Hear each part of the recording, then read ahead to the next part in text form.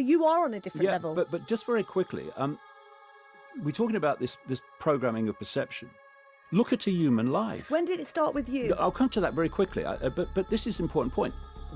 Look at a human life. You come out of the womb and you're immediately influenced in your perceptions by your parents who've been through the process you're about to go through. Very soon, ludicrously soon, after entering this world, you find yourself sitting at a desk with an authority figure now telling you what is, what isn't, what's right, what's wrong, what's credible, what's not credible, when you can go to the toilet, when you can eat, when you can talk. And this goes on through your formative years, where the system's version of everything, what I call the postage stamp consensus, because it's so narrow, is downloaded into people. And then they go off into the institutions, they become journalists, they become scientists, they become doctors, they become politicians, they become CEOs or whatever. And they take with them that core version of normal they've been, and limitation, possibility, that they have been downloading all their lives. And then the people in these institutions then confirm to each other that this norm is normal.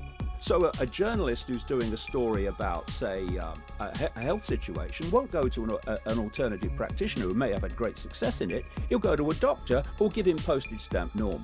So you don't have to go too far out beyond of the norm. Postage stamp to be considered wacko. Yes, exactly. And the postage stamp defends itself and protects itself because of the crime of being different, which increasingly, that's what we're seeing. Not just increasingly, it's gone on throughout known human history. Religion policed the postage stamp, science polices the postage stamp, politics polices the postage stamp, now the Twitter stormers police the postage stamp. But what happened to me was I was minding my own business. I mean, as Eamon said, I was saying, hello, good evening, here's the sport. Yeah. Then during 1981 at 1982, no, what was it? Oh yeah, no, it's 1988, 89. I was a spokesman for the Green Party, and I was a presenter with the BBC, and I got this feeling increasingly through 1988 and then into 1989 when the Green Party had that massive European election success. I felt when I was in a room alone, I wasn't alone. I didn't understand it, know anything about it. And it got to the point in the spring of 1990 when I was in the Kensington Hilton Hotel working for the BBC. And I just finished working, and I came back to the room, and I sat on the side of the bed. And I looked out into the room, and the fact that there was some presence there I didn't understand was so tangible by now. I actually said into the room, if there's something there, would you please contact me? It was driving me up the wall. About maybe a week later, 2 weeks later, I was with my son, Gareth, a little boy then, and he went into a newsagent's shop, cut a long story short. And he was looking at the books, and I went in after him. It was at Ryde on the Isle of Wight, the shop's still there. And I said to him, come on, Gaz, we'll go up in the town and get some lunch. And as I turned, my feet wouldn't move, and I felt, I know what it was now, it was an electromagnetic field, but a very strange atmosphere was around me. And I wouldn't say, it wasn't a voice, it was a very strong thought form. Right? It said, go and look at the books on the far side.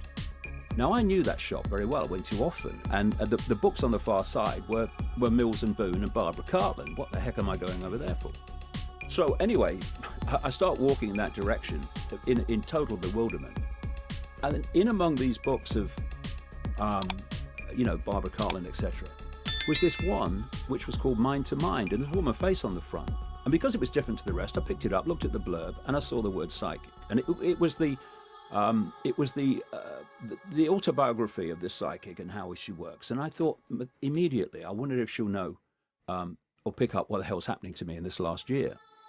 So I didn't tell her anything. I said to her was, I've got arthritis, maybe your hands-on healing might help, and nothing about what was going on.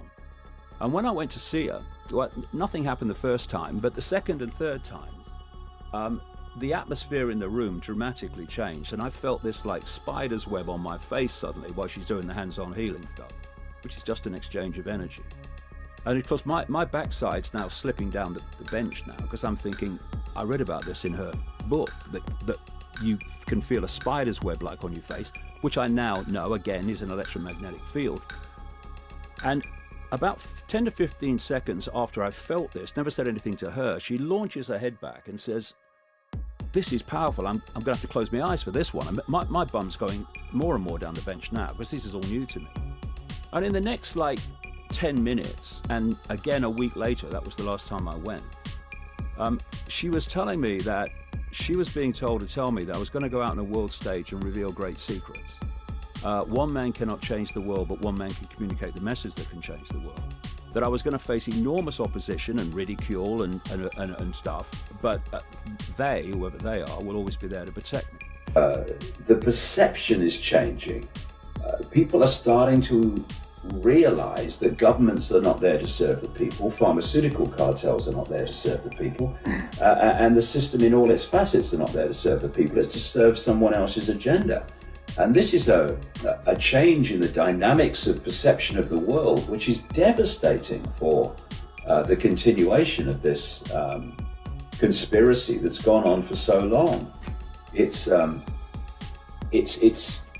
being dismantled before our eyes by a greater awareness of the fact that it exists for a start, but then how it works.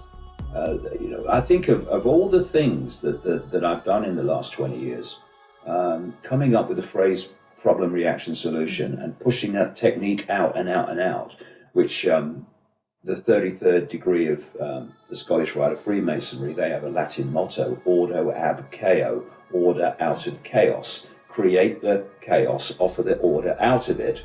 That's problem, reaction, solution.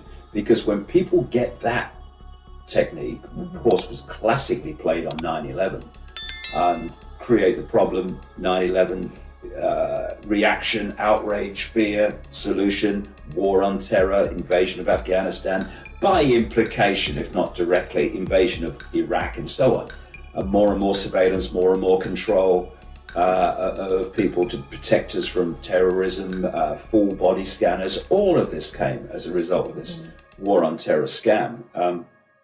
And as people understand it, it's becoming harder and harder to play that with future problem, reaction, solution events. And it's going to get harder and harder as more and more people become aware of that technique.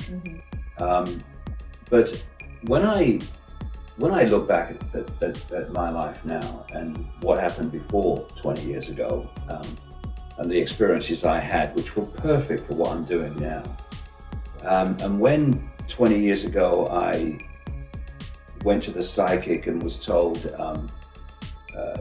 all you have to do is follow the clues, it was all organized basically a long time ago. It's clear that for whatever reason, and I don't know, and I don't really care, because when I get out of this lens, I shall remember.